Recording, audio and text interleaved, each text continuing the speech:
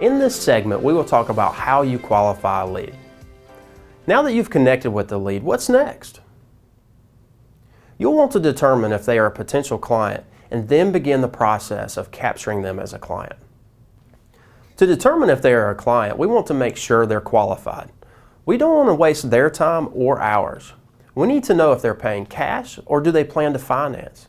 If they plan to finance, have they spoken with a lender to get pre-qualified? We also want to know if they're already working with another agent. This may give you a good opportunity to explain agency to them. What about time frame? How far out are they from purchasing? We have found leads are typically in two different phases of the buying process.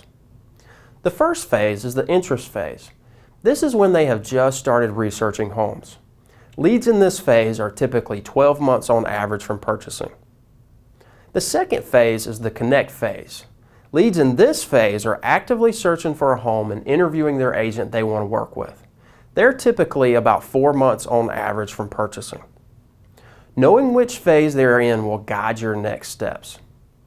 If they are in the interest phase, you may want to nurture them before scheduling a showing.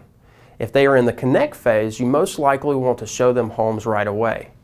Knowing the difference between the two not only guides your next steps, but also provides clarity to help meet each other's expectations. In addition to qualifying them, you'll also want to take the opportunity to capture them as a potential client. Start building a relationship with them. Build trust and rapport and make a personal connection.